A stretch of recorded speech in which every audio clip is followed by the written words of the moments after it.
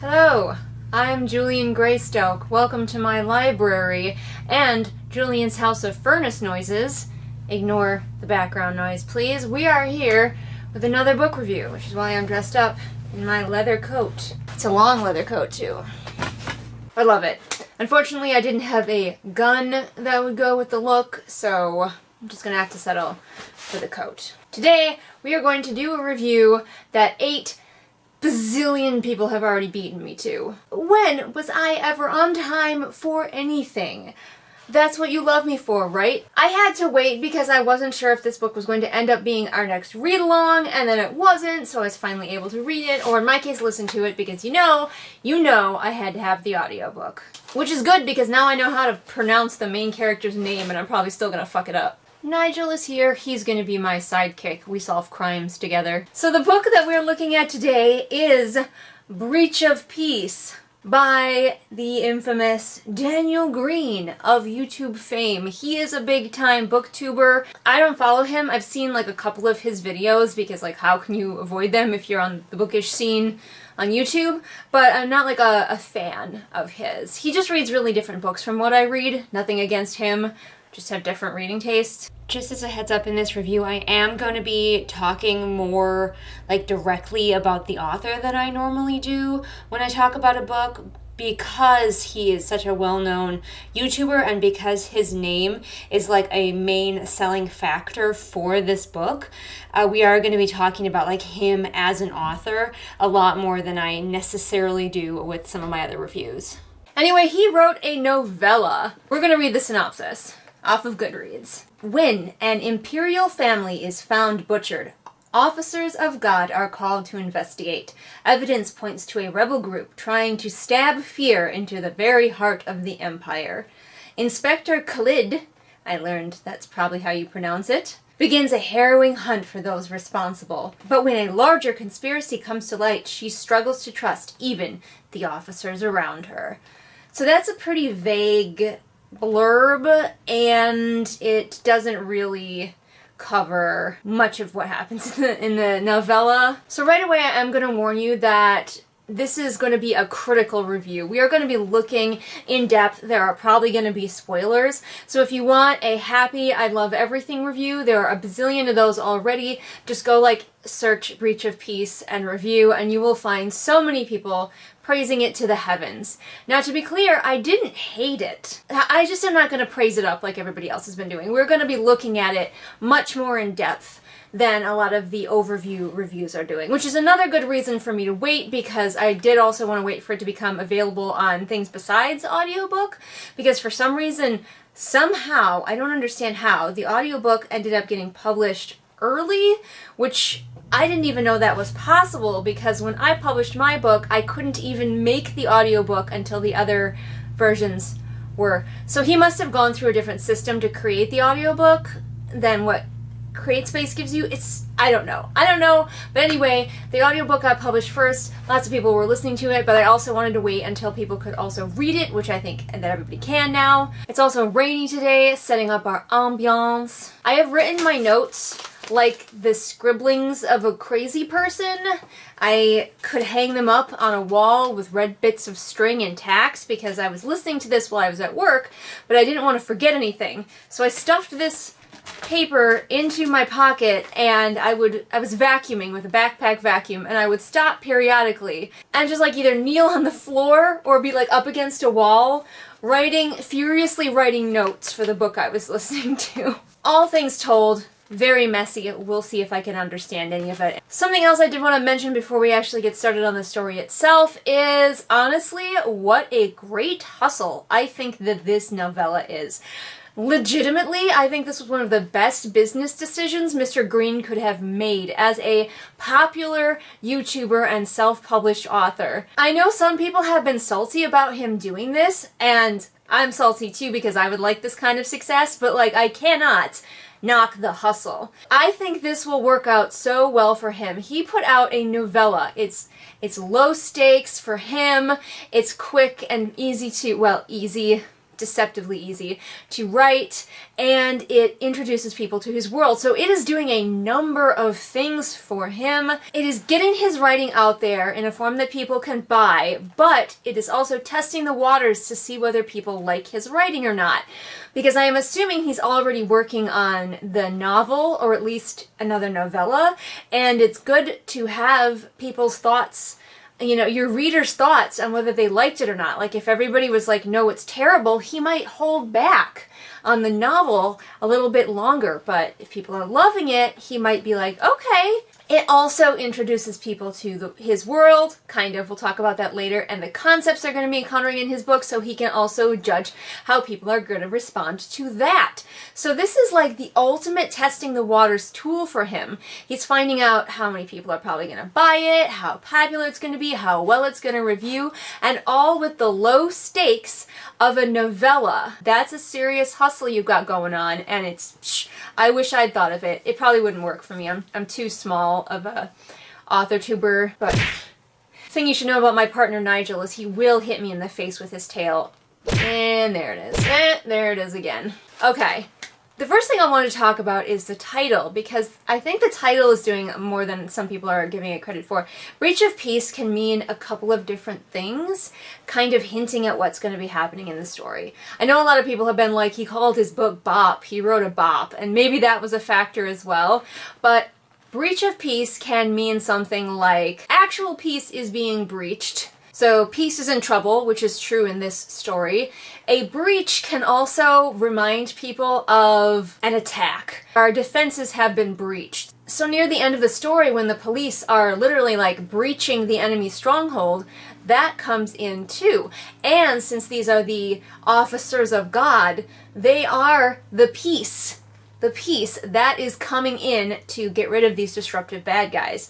And I'm pretty sure that there's a gun mentioned in the book that's like called the Breach of Peace or something like that. Or the Peacemaker, I can't remember. But anyway, this title is doing a lot of things. Never underestimate the power of a good title, my friend. Yes, that's right, I'm already praising this thing. And there's gonna be some more praise, but it's gonna peter off. So honestly, the beginning of this novella, not too bad. This is a fairly solid beginning. When I was starting out, I was like, am I gonna have to give this 4 stars? Because I don't hate this. It's a little clunky in places. There's some exposition dumps that are more obvious than others, but to be honest with you, it was okay. Again, because it's a novella, you do sometimes have to have more exposition because you have a shorter form to get your story out there in.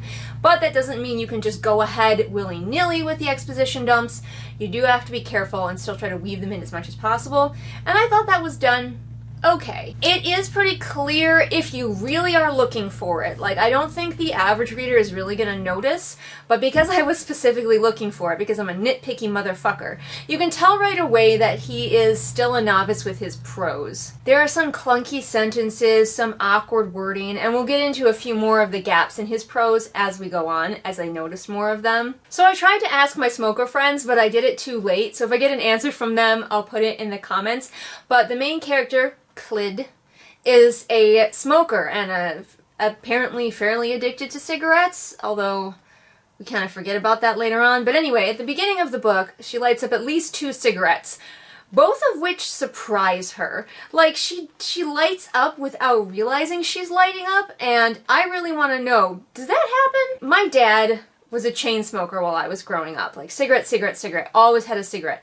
But I don't know if there was ever a time when he didn't realize that he was lighting one and was surprised to find another cigarette in his hand. I think when you are a smoker or someone with any kind of addiction, that addiction is actually often pushing at your mind, like, I need a cigarette. This is a stressful situation and a cigarette would calm me down. A cigarette would help me right now. You'd be thinking about it more and you wouldn't be surprised that you had lit one up. So the descriptions in this story are pretty bare bones. At first, I didn't really mind, and actually some people have talked about liking this, but ultimately I do think it hampers him. At first, maybe it helps, but in the end it hinders. And I'll talk a little bit more about that too. But a lot of people I was hearing, just like through the grapevine, there's this brutal scene of a murder at the beginning. Like, I nearly vomited. It's so visceral, it's so brutal. And I, as someone who reads horror and such, was like, okay, I've read some Stephen King. This isn't my first rodeo. Let's see what he's got. And it is so bare bones. It's like, and her chest was ripped open, and her heart was over there. Like, give me a little bit more description, please. Like, flex a little bit, author. Make me really see this visceral murder scene instead of just telling me what was there and hoping my imagination is good enough to make it sufficiently brutal. I will say that he avoids a lot of the pitfalls that newbie writers make thanks to the nature of it being a novella. Because it's short form, he has to start right away. He can't faff around with the characters for as long as he wants. So he has to just dive us in with both feet into this murder scene, into this moment. Many newbies spend too much time faffing around in their beginnings. Because they're still learning. There's nothing wrong with that. By the way, if you want to know my thoughts on beginning chapters, I have a video that just recently came out for that, so check that out. I will be interested to see how he does with a longer form, however, because short writing, like short stories and novellas, is a different skill from writing a full novel. I can do all three. I'm not saying I'm the best at that, but because I can do all three, very short, medium, and novel length, that's 4. I can do all 4, but I can't count. Because I can do all 4, I can tell you that it's almost a different part of the brain involved. It's different skills, so I will be interested to see how he does with a novel. One thing I noticed about his writing, you know how I said it was very bare bones? There are basically no metaphors or similes whatsoever. Everything is just, it just is what it is. That's a heart. Which again, is a blessing and a curse, because too much can 100% kill your story. But having basically none does make your writing feel pretty bare bones. Because of the nature of a novella, you're also more trusting of the author and what they say about the characters. The characters are already who they're going to be, and they know each other. This requires less skill from the author to spend time showing us who they are through their actions, through their words, through their descriptions. So it is another kind of easy way out, because again, you've got this short form, which again, I think was a genius move. So we just have to trust the author when he tells us things about the characters. We got to the Chapman section, his point of view, which is there, and that was some of the clunkiest character work I've ever seen. So I'm kind of concerned about when he has to do more character work in upcoming stories. It was a ugly combination of showing and telling, with a lot of telling, and then he would try to show, but it wouldn't really work because it somehow contradicted what he just told. I was curious about the technology of this world, though, because they do have wristwatches, but they don't have flashlights. I did not research, like I'm a terrible reviewer, I did not research when flashlights became readily available and when wristwatches became readily available, but that does make me curious. They go down into this like dungeon room, cellar thing, and they've got like one lantern. 3 cops, 1 lantern. They're pretty sure there's a murderer down there, at least probably, and they're just going down there with 1 lantern, and I was like, So one thing that confused me, the cops go into the basement, they fight a creature, they kill it. They seem pretty shaken up by the creature itself, but they do not seem shooketh by the fact that there is a creature. Because up until the point where they encounter a creature, we, the reader, aren't sure if there are non-humans in this world. And then they encounter one and they're like, oh, it's so horrifying, oh, the blood is so gross. But at the same time, they're not like, creatures, we never knew that there could be this kind of thing. Their worldview is not shattered, as it would be as if, say, a cop went into a basement nowadays and found a demon there. I think it would have been better if we had a little bit more build-up earlier on that a monster was a possibility that they might be facing. They use the word sociopath. I don't know when the word sociopath started being used, but it's interesting that they know the word sociopath. I'm not a psychopath, Anderson. I'm a high-functioning sociopath. Do your research. I was very frustrated with the characterization of Chapman. I think the author really likes this character. It reminds people, and myself included, of Sherlock Holmes, and I can totally see it. But because he doesn't really have enough time or skill, the author is really clunkily trying to get a lot across about Chapman. I did feel like Chapman should have been the main character through most of this story because he was clearly the one that the author was the most interested in. Khalid was kind of a blank slate that the other characters could bounce off of. Her husband was basically perfect husband TM and nothing else. Like, he was so flat. I liked that they were a married couple. You don't see that very often, but at the same time, like, give him something to do. And honestly, I was very disappointed in Khalid as well.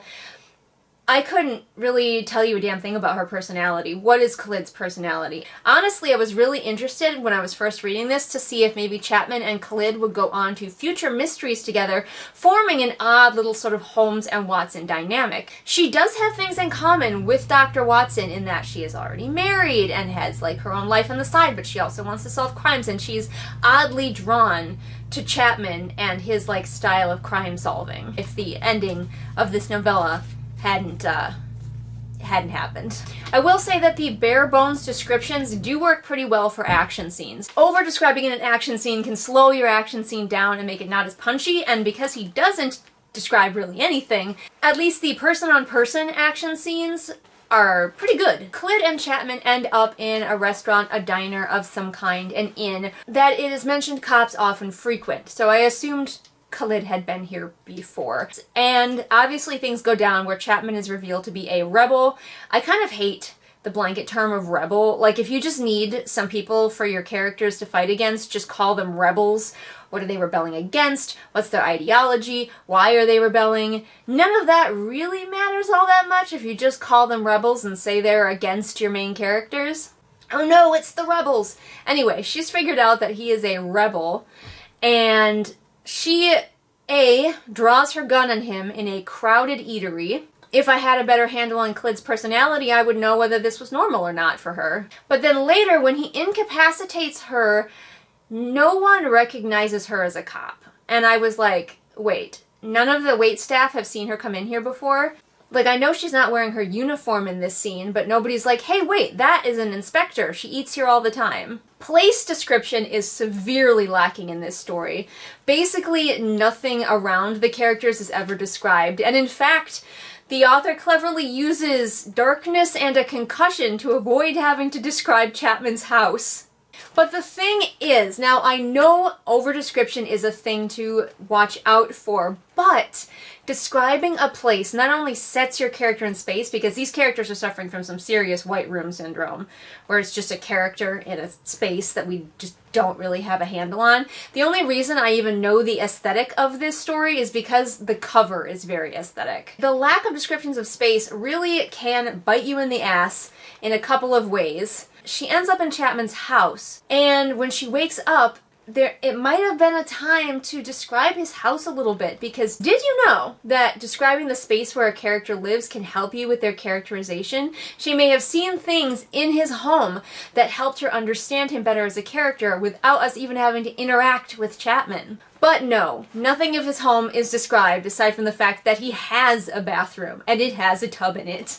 At this point, I forgot that the main character was a smoker. She never feels like a smoker to me. I'm assuming that Daniel doesn't smoke? One of the forefront thoughts in her mind should be, damn, I need a smoke. I'm so stressed out right now. Someone get me a fucking cigarette. Here's a device that really shoots this story in the foot. It happens a couple of times where the story will be going along and then all of a sudden it'll say something like, little did she know this would be her last day in uniform. Little did they know it would be their last day as a married couple. It's like, stop that. If you're doing it, stop it. It probably works for some stories, but it did not work here. I know it's supposed to make us want to keep reading because we're like, what happened? It just made me very annoyed. It's like a spoiler I didn't ask for. I was like, I don't need to know that these characters end up dead by the end. Let me get there. I was already reading your damn novella. So we get to the warehouse. We have fighting going on. This is where, again, lack of place description is really hindering the story rather than helping it. Because I don't have a clear idea of what the warehouse looks like at all, when we get into a larger action scene with lots of moving parts, I really struggled to picture it. And I'm a very visual person, you understand? You know, when you do those tests that are like, picture an apple, what do you see? I'm the person who gets the clearest, best, most visual picture of an apple. And I was frustrated because I didn't know what to picture in this damn firefight in a warehouse. So in a smaller fight, less description can be good, but in a larger fight with lots of moving parts, a little bit more description is definitely going to be your friend. Something that I really think needed to happen is in the warehouse we get introduced to a Chosen, and we've never seen one before. We needed to see a Chosen, even briefly, before the warehouse scene, and get the character's reaction to it earlier in the story so that when one shows up again at the end, we know that that's a possibility. Honestly, I didn't care about anything after The Warehouse. Like, once I knew all these characters were going to be dead, I just kind of lost investment. What investment I had, and I just kind of finished it to finish it. That was my kind of run through of all the things I noticed while I was reading it. Overall, because I'm a writer, I participate in a lot of critiques. In-person critiques online. I used to have more time to critique people's work. People used to be able to be like, hey Julian, can you critique my first chapter? And I would do that. I don't really do that anymore. I'm sorry. I just don't have time for it. I am very familiar with what a first-timer usually looks like. And Daniel Green did a good job, a properly good job for a first-timer. Like, now I don't know that this is very first, but my understanding is that this is one of the very first things he has ever written. I don't know whether this was just because he has some sort of degree of natural skill, or he was wise enough to get some critique partners and take some critique on board that this is as good as it is. Still very flawed, but for a first-time piece, this was impressive. Do I think that you should publish your first piece? No. I have a whole video about that as well. That said, 5 stars? Everybody? 5? Perfect? Flawless 5? Now I know some people are a lot more liberal with 5 stars than me. If I give it a 5 on Goodreads, that means that it is the perfect book for me. Not necessarily the most perfect book ever, but definitely the book for me. I gave this 3 because I was being generous. I would normally give it 2, but I decided to up it to 3 just because for a first-timer, he did a real good job. He was getting a lot of good reviews, and I was like, maybe he's just really good. Maybe he's just one of those annoying people who comes out of the gate really good, for which I would hate him. So one of the biggest problems with this novella is when I finished it, I was like, so, what was this really? What actually was this? Because at first it seemed like it was going to be a mystery, but then the mystery was sort of solved off page by one of the characters whose point of view we only get once. We should have gotten at least 2 Chapman point of views. In fact, I think the story should have been in his point of view, but we needed more Chapman point of views because otherwise that weird point of view at the beginning with him, what is that doing there? So the mystery was sort of solved off page by him by the virtue of the fact that he was deeply involved in it already. So it's not really a mystery. Is it a character study? No, because the character work is really done pretty poorly. Is it to introduce us to the world, his world? Well, no, because the world building is incredibly not there. That's the biggest problem is I have no idea what this novella is. What is it for? It had the same problem that I had with a lot of prologues. Like, maybe this was a prologue and it got too long and he turned it into a novella, where in a prologue you know you can't get attached to any of the characters because they're just prologue characters and you'll probably never see them again. And that was here too, because like everybody's dead. So it's like, well, I can't even hope that we see these characters again, because they're fucking dead. I do hope that this novella will not be required reading before you go on to the novel. I can't imagine how it would be. The writing, like I said, very novice. It has no style. I realized, like, first-timer, of course he has no style. I didn't have a style. Nobody has a style when they start out. They're just mimicking what they know from, like, other writers. Okay, so I think those were all of my thoughts. Oh, hey, before you go, if you are like me, if you like fantasy police stories, may I recommend any of the Watch stories by Terry Pratchett or the Becca Cooper series by Tamara Pierce. Both of them are excellent examples of fantasy police. Thank you so much for watching this review. I have a lot of them here on this channel.